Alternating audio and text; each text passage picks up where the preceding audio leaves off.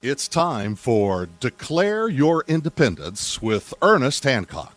Believe me when I say we have a difficult time ahead of us. But if we are to be prepared for it, we must first shed our fear of it. I stand here without fear because I remember that I am here not because of the path that lies before me, but because of the path that lies behind me.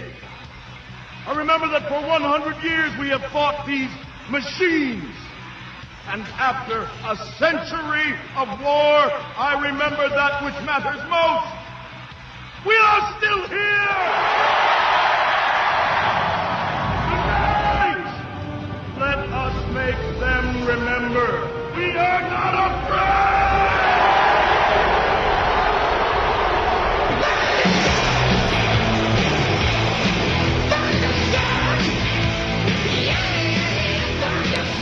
Welcome back to Declare Your Independence with me, Ernest Hancock, each and every day here on LRN.FM network from beautiful Phoenix, Arizona, from the beautiful studios of Freedoms with an S, freedomsphoenix.com. I have my special guest on, Professor Joshua Stacher. He's a professor at Kent State University, and where he teaches Middle East politics and authoritarianism, and I want to make sure that we get an understanding of what's really going on in Egypt. Now, Professor, can you help me out, man? You know, I get the idea that whenever I'm watching cable news and so on, it's always what's going to be acceptable to the United States government and how they're going to transition. You've got Tony Blair on going, well, we can't just let the people decide. We gotta take care of it. Well, tell me what it is. What's going on in Egypt?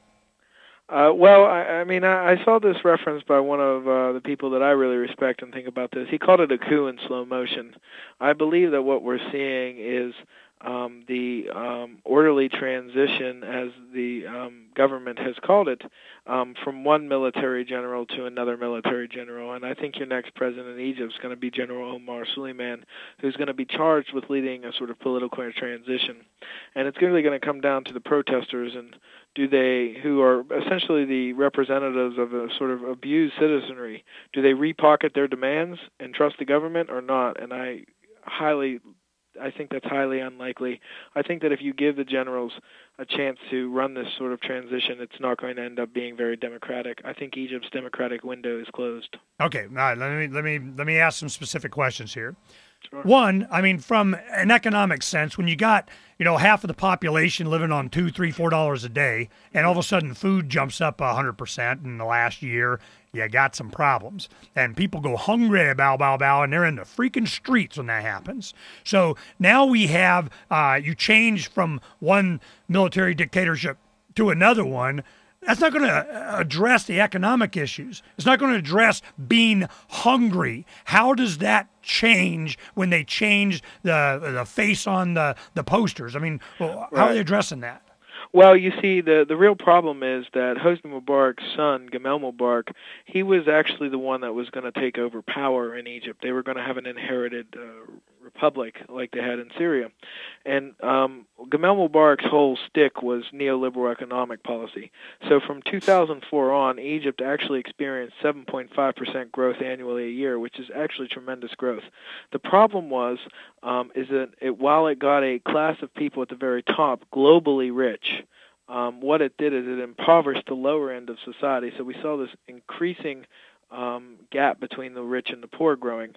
And so as you noticed with what's been going on in Egypt, one of the first things they did was hive off the Gamal Mubarak section of this regime.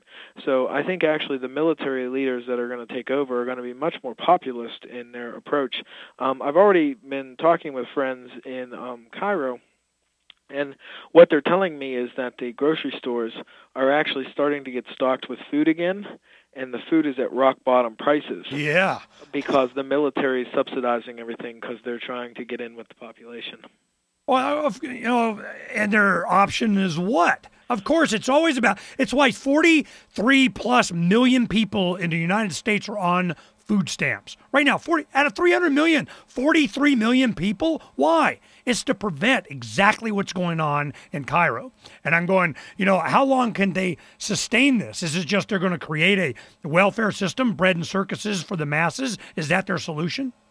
Well, the United States had one of these situations before, too, back in the sort of Great Depression.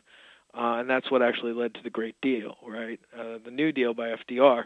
So, this is essentially what the military leaders are trying to do. They're trying to create a situation where they're going to have a social safety net so that people stop protesting and start getting back into what they would consider normal life. But the protesters, their demands aren't just for no to Mubarak. One of the things that the cable news channels have left off is that they are also expressly against being ruled by the military. Well, they understand that the military is the United States. It's not lost on them that we're supporting a lot of this, right? Absolutely not. They're completely aware, as are all people that are sort of, depressed and sort of, repressed. People, when you get repressed, you often know exactly where that's coming from. Well, tell me a little bit about that. What role did, some of the WikiLeaks cables, did that add fuel to the fire or just confirmation of what they've been saying? Saying, look, Ann, you want to see the U.S. State Department documents that says how much they're controlling all this stuff? Did that play a role in it at all? No, I don't think the WikiLeaks really had a sort of, the way that we've talked about it as sort of professors of that study Egypt, WikiLeaks hasn't told us anything that we didn't know. It just confirmed everything we've been saying. That's important to a lot of people on the ground there. They're going, oh, no, that doesn't mean it. Then you see it in print, all of a sudden it gives it more validity. Well, no, because the demands that they've had, these sort of no to Mubarak, no to military regime and stuff, this stuff all predates WikiLeaks. It all goes back. You can trace it back to 2005. You can trace it back to the U.S.-led invasion on Iraq, and you can trace it back to the Second Intifada, which was started in 2000. So, these demands and this discontent that they've had in Egypt, it really can be traced back there. And then when you couple that with the aggressive neoliberal politics they've been under since 2004, I think this is where you've had this explosive situation. But of course, U.S. patronage in funding that regime to the tune of somewhere around $55 to $58 billion the last 31 years doesn't help.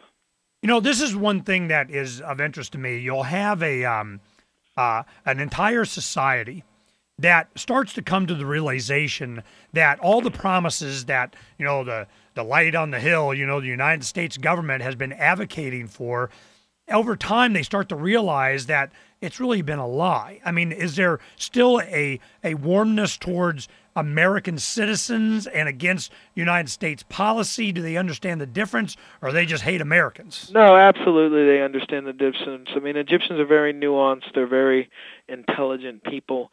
They understand that they do this sort of association. I'm Egyptian. Hosni Mubarak's my president. I'm not happy about that. How would I feel if people judged me by knowing that Hosni Mubarak was sort of my president? So it's the same way that they don't look at you and say, oh my gosh, Barack Obama's your president, George Bush is your president. Oh, you're a terrible person, right? They separate very well governments from people.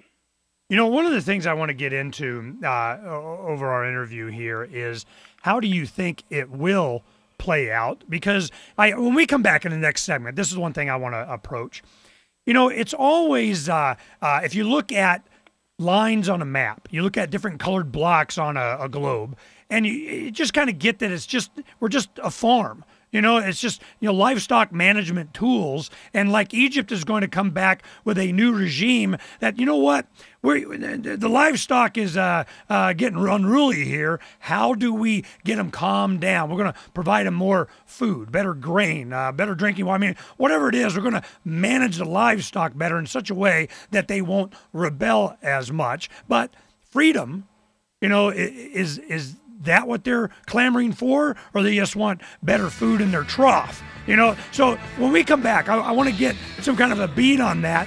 Do we have an understanding from the people that there's the source of their problems is not enough freedom? Is freedom the answer? What's the question? Or do they just want a little bit more from their government and they're clamoring for some more goodies? Well, that's what we'll get to when we come back here on Declare Your Independence with my special guest, Professor Joshua Stacher from Kent State University. We'll be right back.